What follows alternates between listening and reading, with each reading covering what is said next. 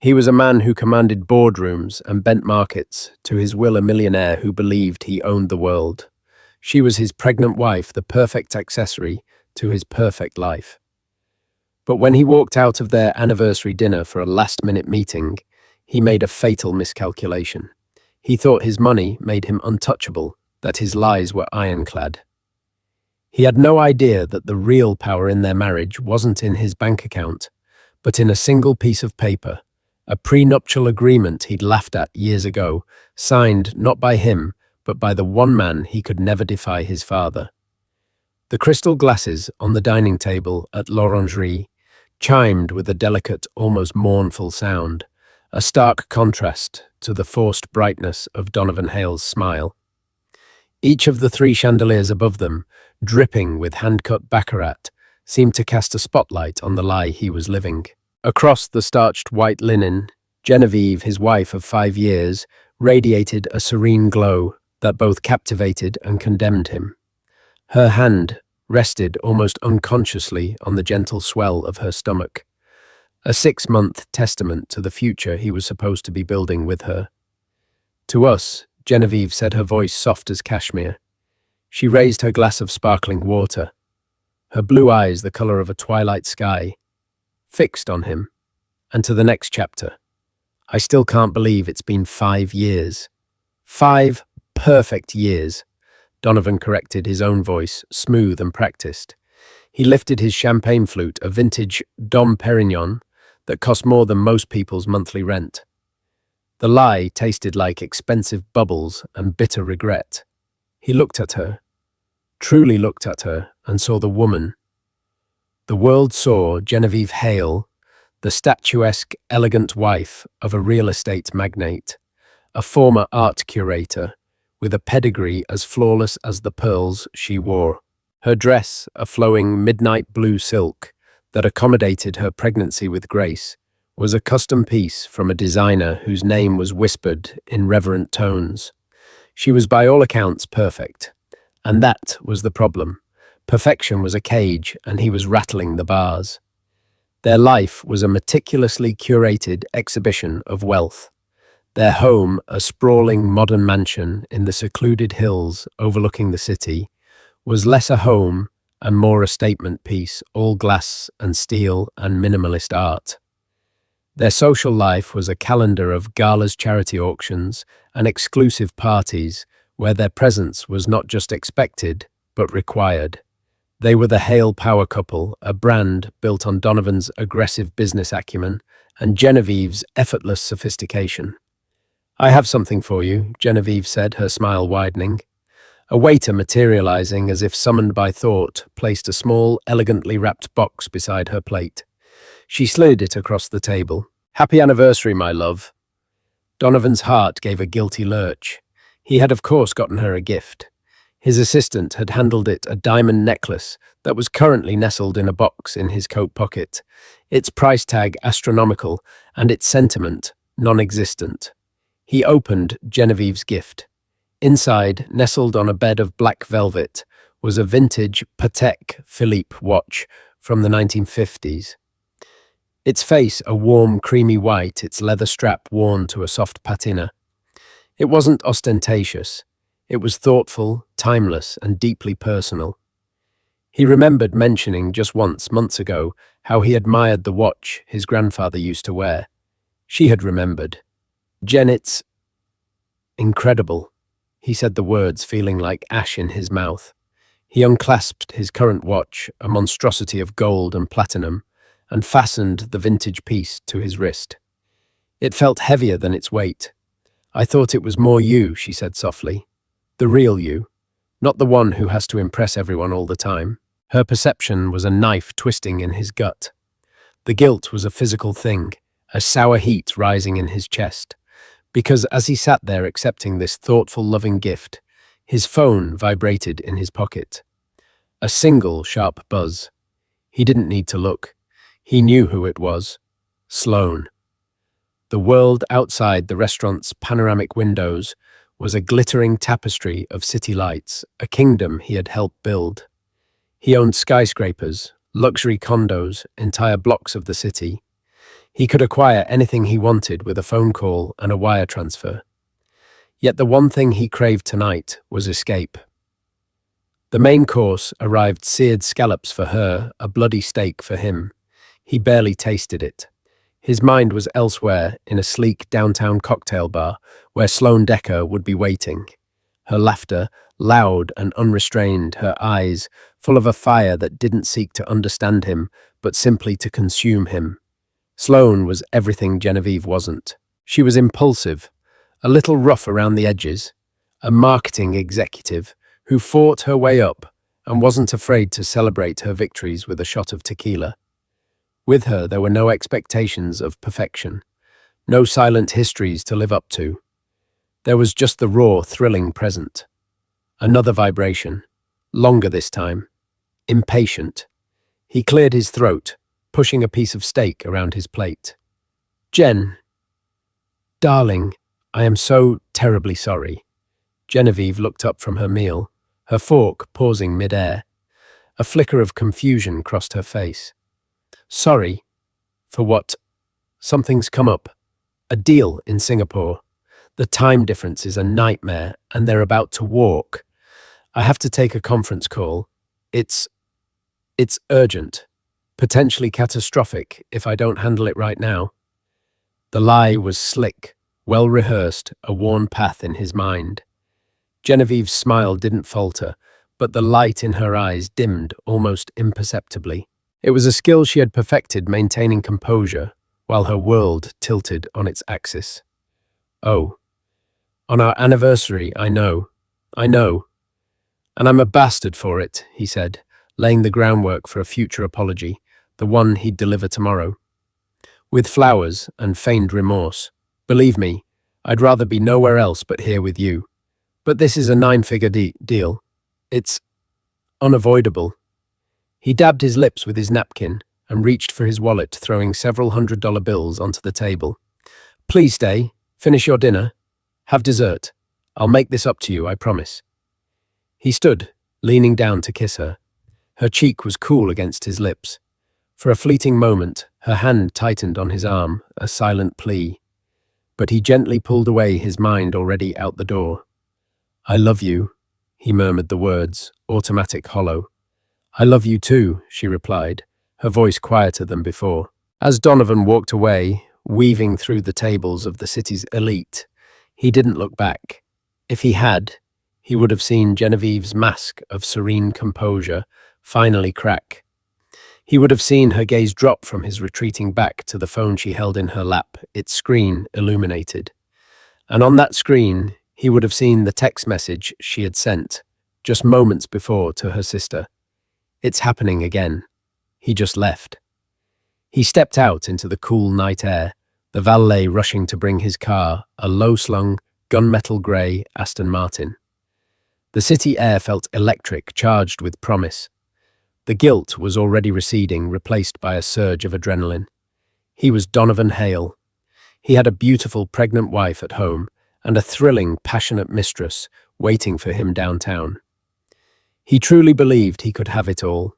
He had forgotten the one rule his father, the formidable Walter Hale, had drilled into him since he was a boy: every single action has a consequence. The oppressive silence of the Aston Martin on the drive home was a stark contrast to the thrum of the city Donovan had left behind. Hours had passed. The initial euphoric rush from his tryst with Sloane had evaporated, leaving behind a familiar, cloying residue of deceit. Sloane's apartment, a sterile high-rise box with stunning views and zero personality, was already a fading memory. The scent of her perfume, a sharp, cloying gardenia, still clung to the fabric of his suit jacket, a ghost in the machine. He pulled into the long, private driveway of their estate. The house was illuminated, a beacon of glass and light against the dark, wooded hills. Every lit window felt like an accusation.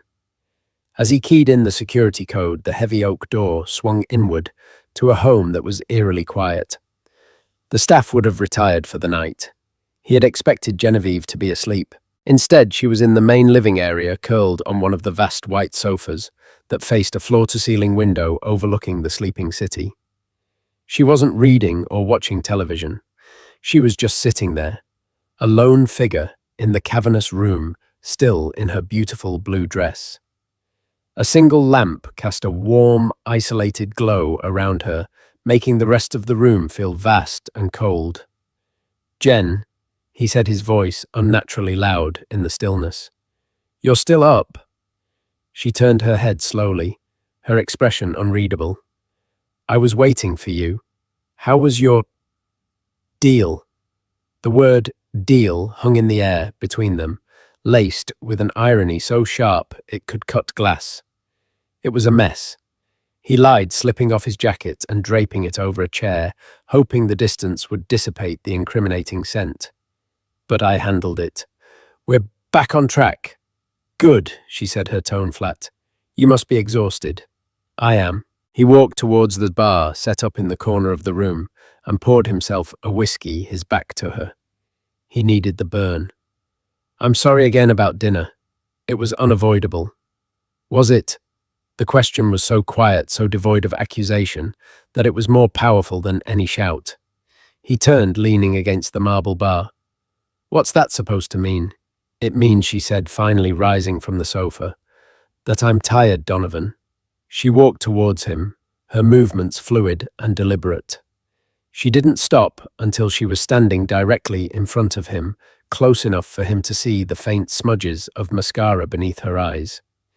She hadn't been crying, not exactly. It was more like the profound weariness of a soldier who had been fighting the same battle for too long. She reached out, not to touch his face or his hand, but to pick up the jacket he had discarded on the chair. She held it up, not even needing to bring it close to her face. The cloying sweetness of gardenia filled the space between them. "Her perfume is very strong," Genevieve said, her voice a clinical, detached wisp. "You should tell her to use a lighter hand. It clashes with the smell of your lies." Donovan's blood ran cold. The carefully constructed walls of his double life crumbled into dust. There was no outrage, no denial that could possibly work now. He could see it in her eyes. She wasn't guessing. She knew. "Jen, I..." The words failed him. What could he possibly say? "Who is she?" Genevieve asked, dropping the jacket as if it were contaminated. He stared at her, his mind racing. He could lie, name a random person, but what was the point? He was caught. "Her name is Sloane Decker. She's in marketing." Sloane Decker. Genevieve repeated the name, tasting it. "The one from the Gower project. The one you said was aggressively competent." He flinched. He had in fact used those exact words. "Yes." "How long, Donovan?" This was the question he dreaded. The truth was a damning number. A little over a year. A year. A year of lies, of stolen weekends, of feigned work emergencies. A year that encompassed their decision to start a family.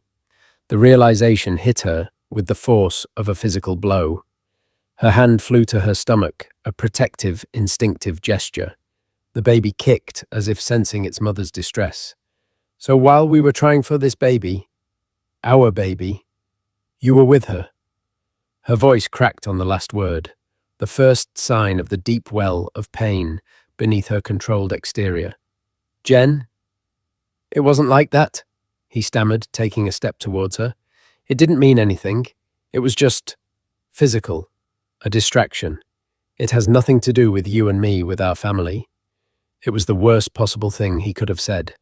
"Nothing to do with me," she echoed, her voice rising with a dangerous tremor. "You bring the scent of your mistress into our home, into the home where I am carrying your child, and you dare to tell me it has nothing to do with me. You stood there tonight and let me give you a gift, a symbol of our life together while you were planning your escape to be with her.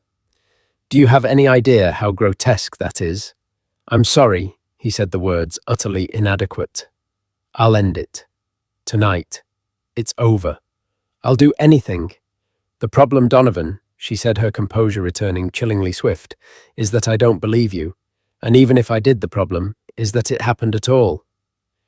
She looked at him then, and her gaze was not that of a betrayed wife, but of a judge about to deliver a verdict. You see, you think this is a negotiation. You think you can manage this, fix it with a few promises and an expensive piece of jewelry. You've become so accustomed to buying your way out of consequences. She turned and walked towards the grand sweeping staircase. I'm going to bed. We have a lot to discuss tomorrow.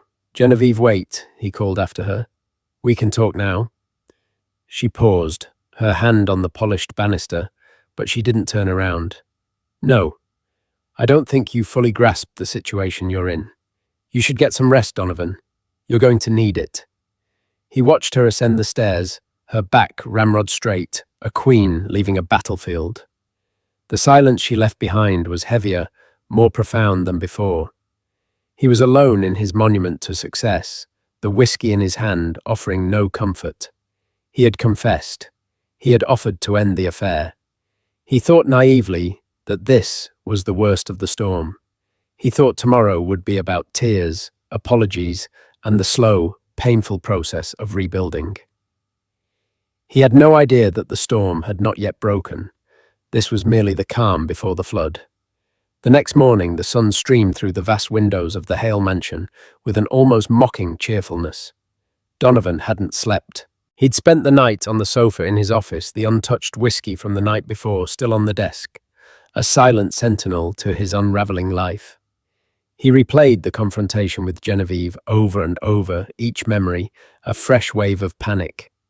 He'd been caught, but he was still operating under the assumption that this was a marital crisis, a bomb he could eventually defuse. He was a master negotiator after all. He would grovel. He would buy a ridiculously expensive "I'm sorry" gift. He would fire Sloane. He would agree to marriage counseling. He would weather the storm of Genevieve's anger, and in time, things would return to their gilded normal. He showered and dressed in a somber grey suit, a costume of contrition. When he walked into the sun-drenched breakfast nook, he found Genevieve already there. She was dressed not in her usual elegant loungewear, but in a sharp, professionally tailored maternity dress of charcoal wool. Her hair was pulled back in a severe chignon, and her face was set with a resolve that chilled him to the bone. She was sipping tea, a leather folio resting on the table beside her. "Good morning," she said, her voice devoid of any emotion. It was like listening to a stranger. "Genevieve," he began, his voice hoarse. I can't tell you how sorry I am. I've already drafted an email. I'm ending things with Sloane today. Permanently. I'll do whatever it takes to fix this." She took a slow, deliberate sip of her tea, her eyes never leaving his. "Fixing it is no longer an option, Donovan. We are well past that." "What are you talking about? People get through this. We can get through this. For the baby," he pleaded, gesturing vaguely towards her stomach. "It is precisely because of the baby that we are not getting through this," she stated, her calm, more unnerving than any rage. "I will not raise my child in a home built on a foundation of lies and disrespect. I will not have my son or daughter watch their mother be slowly eroded by a man who lacks a moral compass." A cold dread, heavier and more profound than the night before, began to settle in Donovan's stomach. This wasn't the script he'd imagined.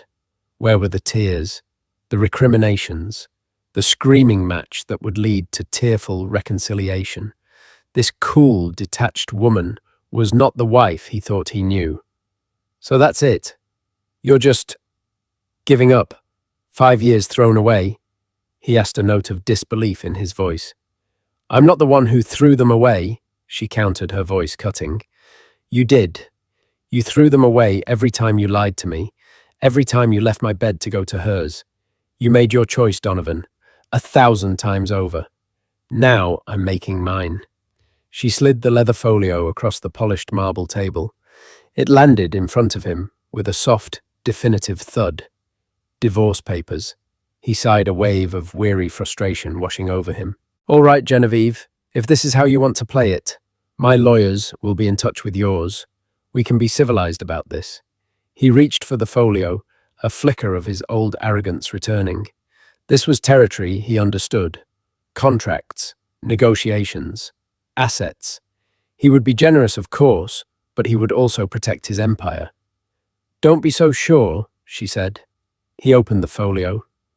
The document inside was thick, printed on heavy bond paper. But it wasn't a divorce petition. The title on the first page made the breath catch in his throat.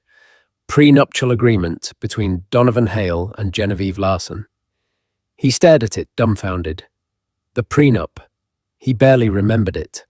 It had been a blur of paperwork during the whirlwind of their wedding planning 5 years ago. His father, Walter, had insisted on it. Donovan had laughed it off, seeing it as an archaic, insulting formality. He had a vague memory of his lawyer, a man handpicked by his father, explaining the standard clauses. He hadn't paid much attention. He was in love, and more importantly, he was the one with the money. He never imagined it would be used against him. He flipped through the pages, his eyes scanning the dense legalese. Standard stuff mostly. Division of assets acquired before the marriage, protection of family trusts. And then he saw it. Section 7. The header was in bold, underlined type, infidelity clause. His blood turned to ice. He read the first paragraph, then read it again, the words swimming before his eyes. It was brutal. It was absolute. In the event of proven marital infidelity on his part, the terms of the entire agreement shifted catastrophically. He wouldn't just lose a portion of his assets. The clause stipulated an immediate, non-negotiable forfeiture of 75% of his personal liquid wealth. Furthermore, it triggered a transfer of his voting shares in Hale, consolidated the company his father had built and that he was meant to inherit into a trust that would be managed until his child turned 25 by a board of 2 people. The first was his father, Walter Hale. The second was Genevieve. He looked up from the document, his face ashen. He felt like he'd been punched in the gut. This wasn't a standard prenup. This was a booby trap, a financial guillotine. "This is insane," he whispered, his voice shaking. "This can't be legal." "Oh, it's perfectly legal," Genevieve said, her calm unwavering. "Walter's lawyers are the best in the country. They drafted it. They made sure it was ironclad. You did sign it after all." "I didn't sign this." He shot back, his panic turning to anger. He frantically flipped to the last page, to the signature lines. He saw Genevieve's elegant script. He saw the signatures of the witnesses. And then he looked at his own signature line. It was blank. A wave of triumphant relief washed over him. "I never signed it. It's not valid. I never signed it." "Genevieve," he exclaimed, a hysterical laugh bubbling in his chest. He had him. It was a bluff.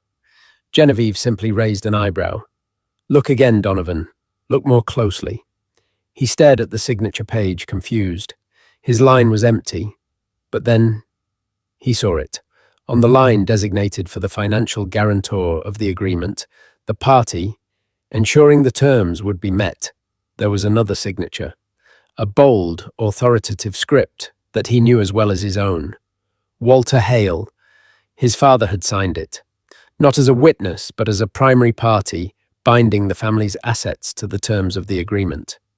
Donovan hadn't needed to sign it because his father had signed on his behalf, leveraging control of the entire Hale empire to enforce the contract. Donovan had been so arrogant, so dismissive of the process, that he had never even realized the power his father had wielded. He had just assumed it was a formality to protect his own money. He never imagined it was a cage built by his own father, designed to snap shut the moment he faltered. "Your father and I had a long talk before the wedding," Genevieve said softly, her voice carrying a trace of an old sadness. "He knew you, he loved you, but he was not blind to your weaknesses. He wanted to protect the family. He wanted to protect your future children. He made me promise that I would only ever use this if you left me no other choice." She stood up, leaving the devastating document on the table in front of him. "You left me no other choice, Donovan." She paused at the door, turning back to look at him one last time. "I'm going to see your father now. He's expecting me." The drive to Walter Hale's estate in the countryside felt like a journey to a final judgment. Genevieve's hands were steady on the steering wheel of her Range Rover, a stark contrast to the frantic, panicked thumping of her heart. This was the moment everything hinged upon. For 5 years, The knowledge of the prenup had been a secret. She carried a heavy double-edged sword, given to her by the one man who understood Donovan better than anyone. Walter Hale was not a man of old money. He was a titan, forged in the steel mills of Pittsburgh, a man who had built his empire. Hale consolidated from mud and grit. He was gruff, pragmatic, and possessed an almost supernatural ability to see through pretense. He adored his son, but as Genevieve had learned during their pre-wedding meetings, that love was tempered with a brutal realism about Donovan's character. She had been terrified of him at first.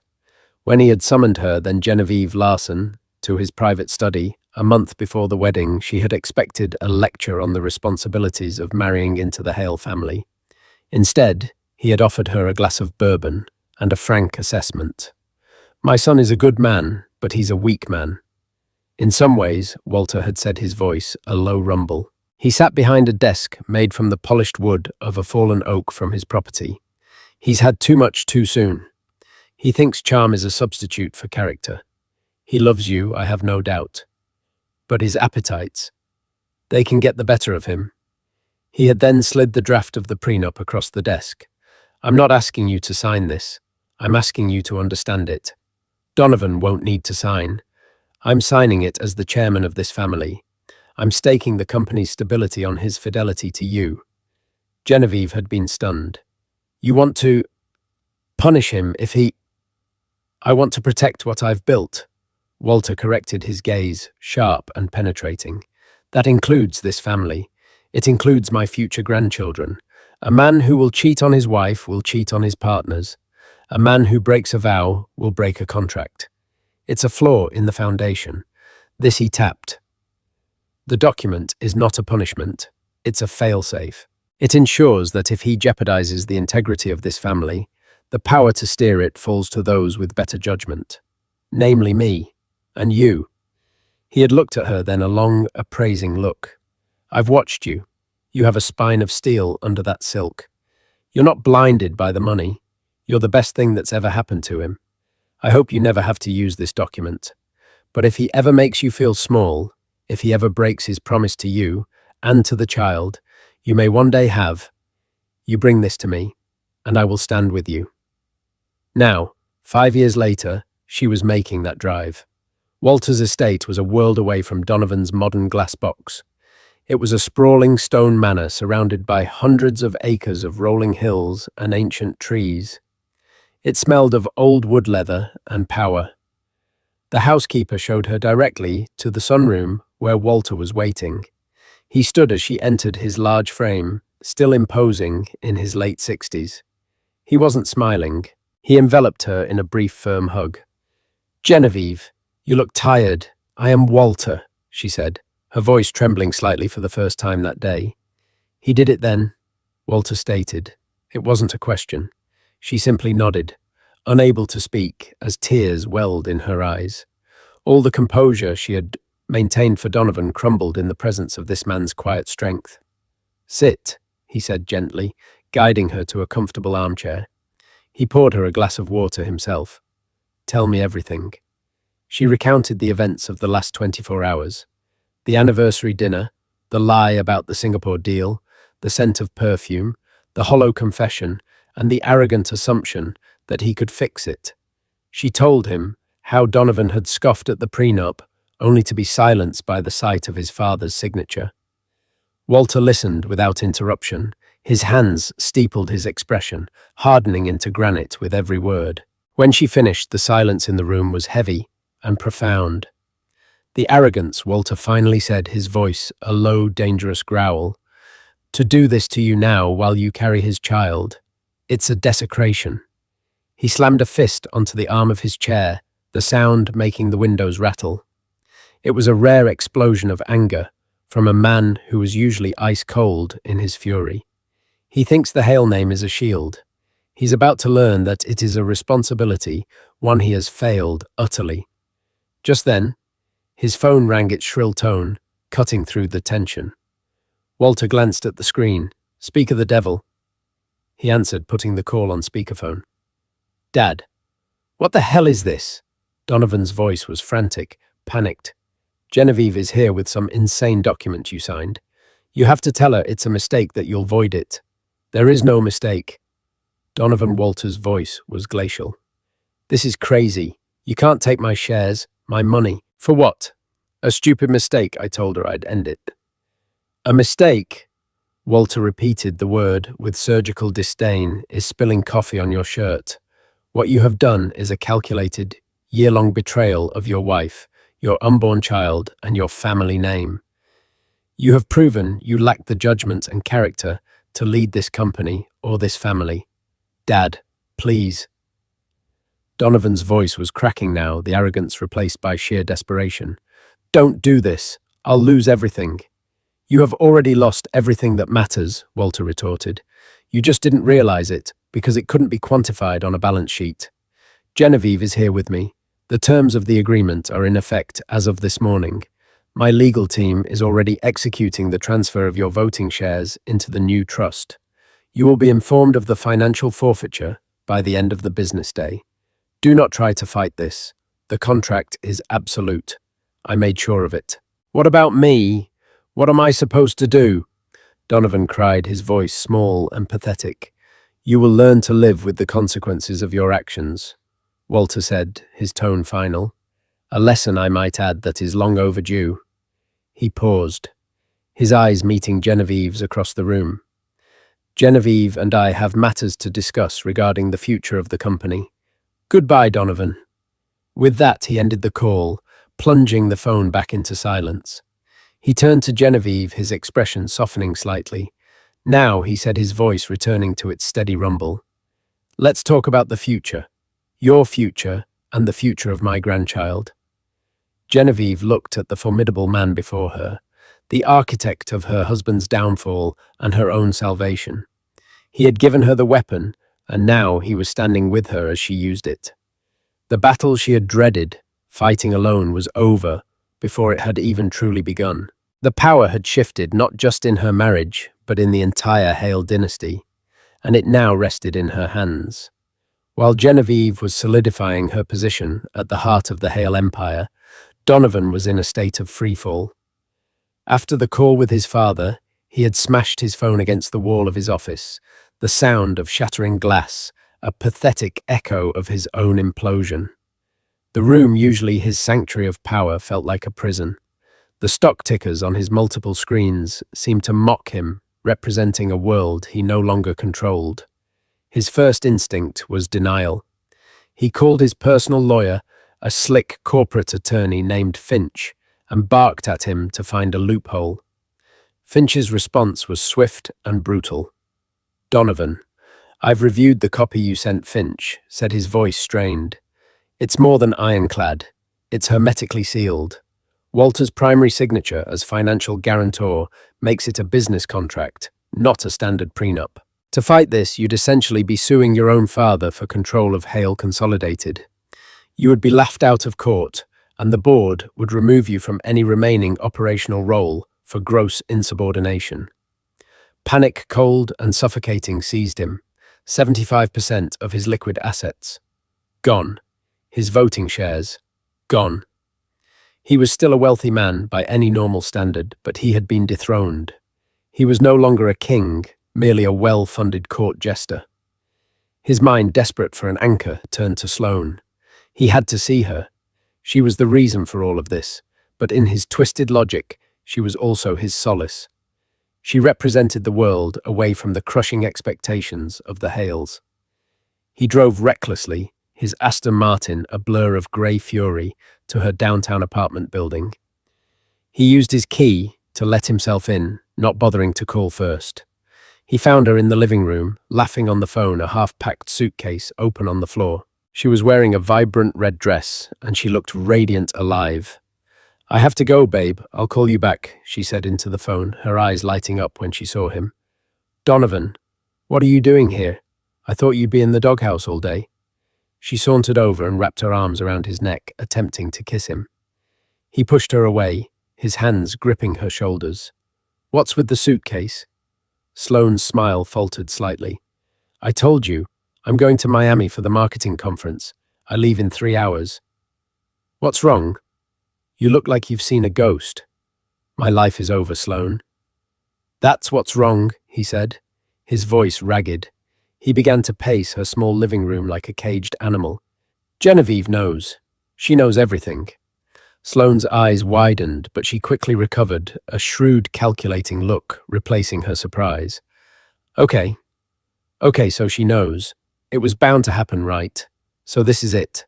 This is the big break. It'll be messy for a while, but then you'll be free. We'll be free. Donovan stared at her as if she were speaking a foreign language. Free? She's not just leaving me, she's taking everything.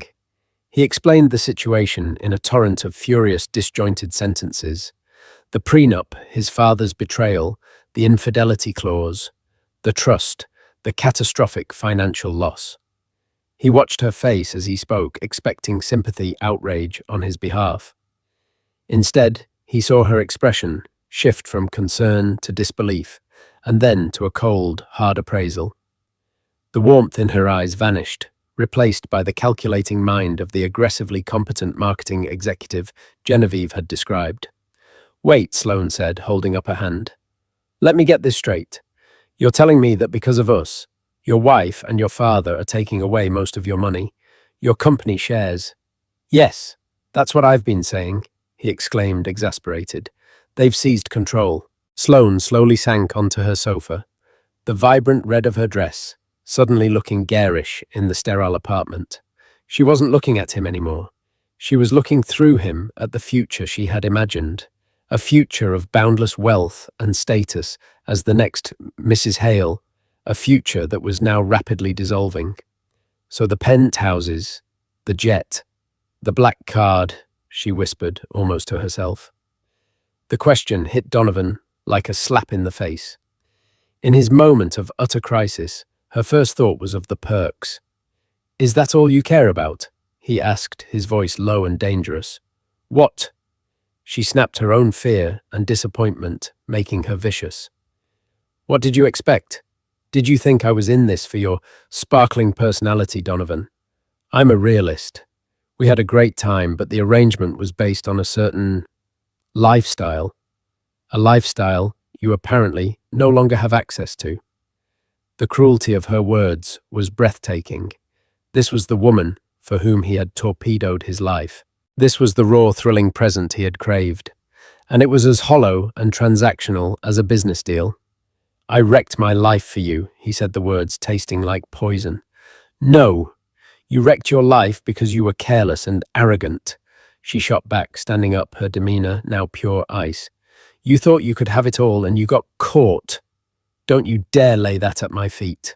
I didn't sign your crazy family's suicide pact of a prenup. She gestured around her apartment.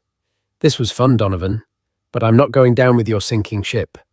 She walked over to her suitcase and snapped it shut. I have a flight to catch. I think it's best you see yourself out. He stood there stunned into silence as she picked up her purse and walked to the door. She didn't even look at him as she left her heels clicking decisively down the hallway, the sound of her escape. He was alone, again. But this time the silence was different. It wasn't the accusatory quiet of his mansion or the disappointed silence of his father. It was the silence of utter abandonment. The woman he had betrayed his family for had discarded him the moment the money was gone. He finally understood. The affair wasn't a passionate romance. It was a symptom of his own emptiness. He had chosen Sloane not because he loved her, but because she required nothing of him but his wealth. Genevieve had required his character, and it was a price he had been unwilling to pay. As he rode the elevator down, he caught his reflection in the polished steel doors. He saw a man stripped bare, not just of his wealth and power, but of his illusions. The fallout he had dreaded was not just financial. It was the complete and total annihilation of his own self-image. He had nothing left. And for the first time, he realized the person he had betrayed the most wasn't Genevieve or his father. It was himself. The weeks that followed were a brutal education in humility for Donovan Hale. The consequences his father had spoken of were not abstract threats. They were swift, systematic, and ruthlessly efficient. The official letter from Hale Consolidated's board arrived via courier. It was cold and clinical. It confirmed the transfer of his voting shares to the Hale Family Legacy Trust and informed him that while he would retain his title as a vice president, his role would be purely advisory, with no executive authority or operational command. He was in essence a highly paid figurehead in the company he was once destined to rule. He was sidelined, a ghost haunting the corridors of his own empire.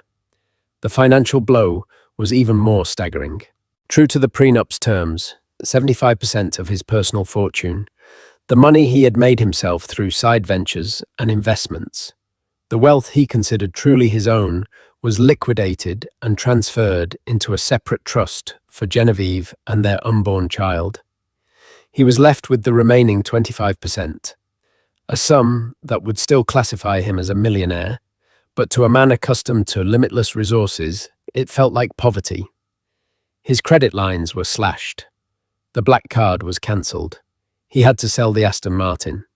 His social life evaporated overnight. News travels fast in the circles they moved in, and the story, though not public, was whispered at every gala and charity dinner. He was no longer the power player, the man to court. He was a cautionary tale. Invitations dried up. Calls went unreturned. He was an outcast stripped of the status that had been his primary identity. One afternoon, driven by a desperate need to feel some semblance of his old self, he went to l'Orangerie, the site of the disastrous anniversary dinner. He sat at the bar ordering a whiskey. The maitre d', a man who had once fawned over him, gave him a polite but cool nod. He saw a group of business associates at a prime table. They saw him and then consciously looked away. The isolation was a physical weight. Meanwhile, Genevieve was quietly and effectively stepping into the power vacuum he had left. She did not move out of the mansion. The prenup, in another stroke of Walter's shrewdness, stipulated that she and the child were to remain in the primary family residence. It was Donovan, who now felt like a guest in his own home. She began attending board meetings for the new trust alongside Walter. At first, the other board members, old guard executives loyal to Walter, were skeptical. They saw a spurned wife, a socialite. But Genevieve was prepared. She had spent the last 5 years not just curating art, but studying the Hale Empire. She had read every annual report, every market analysis. She had a keen mind for strategy and a quiet, steely demeanor that commanded respect.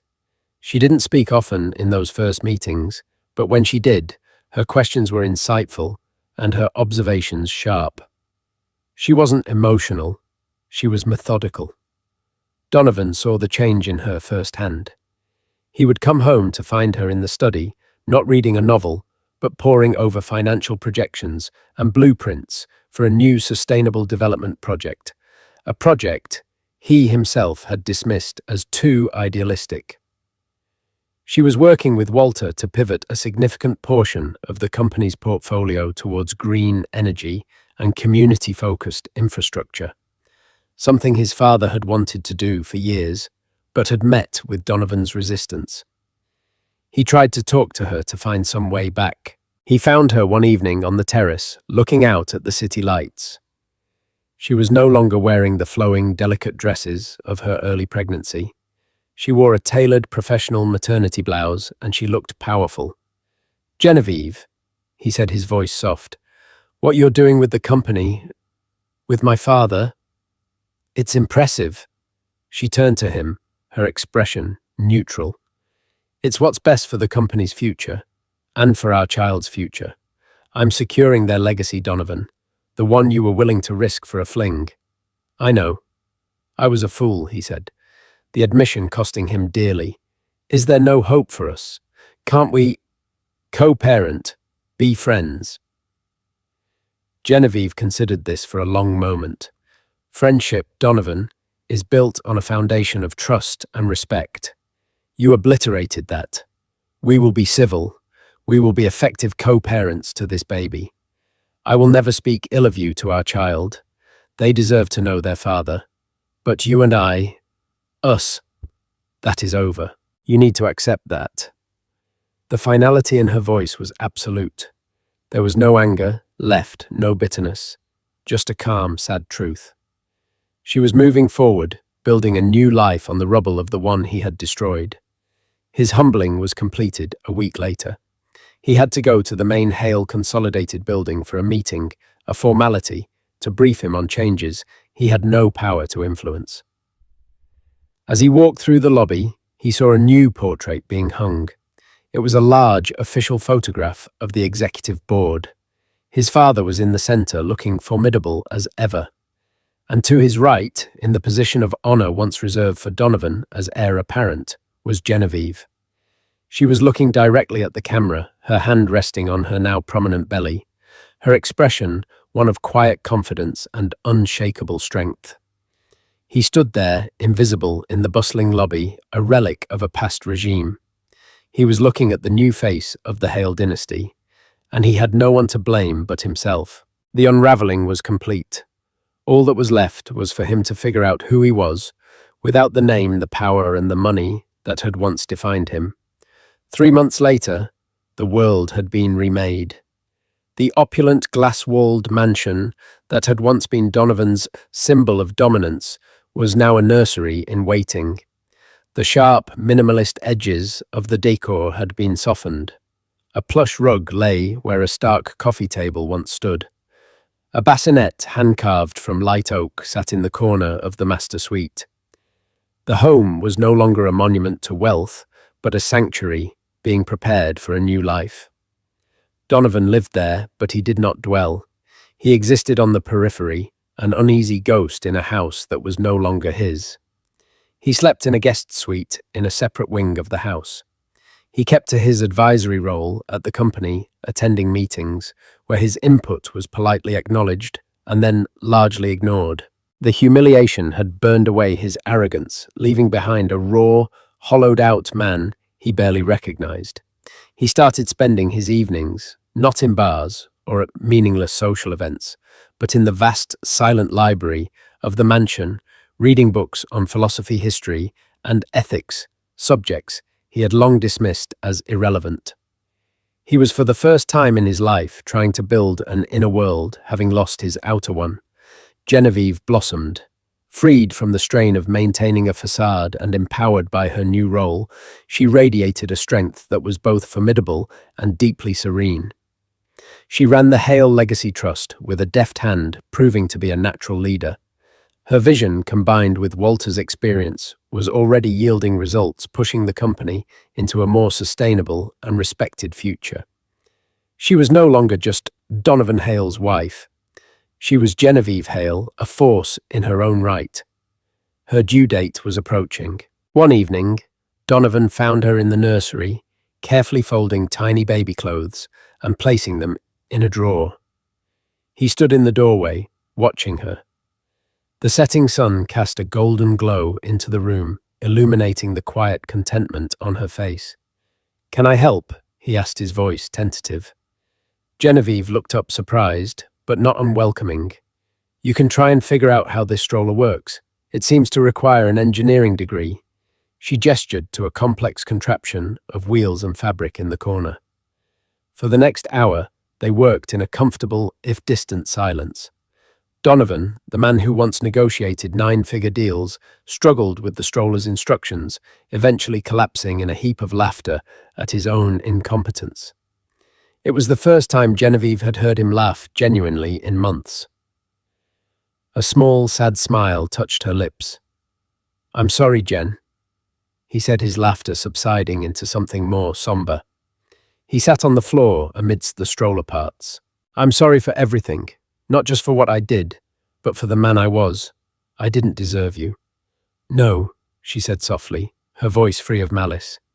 "You didn't." She stopped folding clothes and looked at him, her gaze clear and direct. "But you are this child's father, and you have an opportunity to be the man he deserves. That's all that matters to me now." A week later, Genevieve went into labor. Donovan drove her to the hospital, his hands gripping the wheel, with a terror and sense of responsibility he had never felt before. He stayed by her side through the long, arduous hours, holding her hand, wiping her brow, offering words of encouragement. He was not her husband in that room. He was her partner, a witness to the incredible strength he had so carelessly discarded. When their son, Fordham Hale, was born, a healthy baby, with a shock of dark hair, and his mother's calm blue eyes, Donovan wept. He held the tiny bundled infant in his arms and felt a love so profound, so pure, it was completely untethered from wealth status or power. It was a new foundation. Life found a new rhythm. Donovan proved to be a devoted, hands-on father. He learned to change diapers, to warm bottles, to walk the floors at 3 a.m. with a crying baby. In his son's innocent eyes, he was not a disgraced CEO or a cheating husband. He was simply dad. And in earning that title, he began to find a semblance of redemption. His relationship with Genevieve remained one of respectful distance, but it was underlined by their shared love for their son. There was no romantic reconciliation. The trust once shattered could never be fully restored, but a new kind of family was being built. One evening, Walter came for dinner. He watched as Donovan expertly soothed a fussy Fordham, while Genevieve discussed a new company acquisition with him. Later, as Walter was leaving, he put a hand on Donovan's shoulder. "You lost an empire, son," he said, his voice gruff, "but it looks like you may have finally found yourself. Your son is lucky to have this version of you." Donovan looked back through the window at the warm glow of the house. He could see Genevieve rocking Fordham to sleep. She was strong, independent, and in control of her own destiny. He was humbled, stripped of his former glory. But he was present. He was a father. He had lost the life he thought he wanted, only to be given the chance to build one that truly mattered. The price had been everything he owned, but the reward was a chance at grace. The story of the Hales isn't just a tale of betrayal and financial ruin. It's a powerful reminder that true strength isn't measured in stock prices or square footage, but in character and integrity. Donovan Hale believed his wealth made him invincible, but he learned that the most binding contracts are the ones we make with the people we love. Genevieve, pushed to the edge, didn't just find a way out. She found her own power rewriting her future and the future of an entire dynasty. Their journey shows that sometimes losing everything is the only way to find what truly matters. If this story of drama, resilience, and unexpected redemption captivated you, please let us know. Like this video. If you believe in second chances, share it with someone who appreciates a story of strength, and be sure to subscribe to our channel for more real-life dramas that will keep you on the edge of your seat. Click that notification bell so you never miss a new story.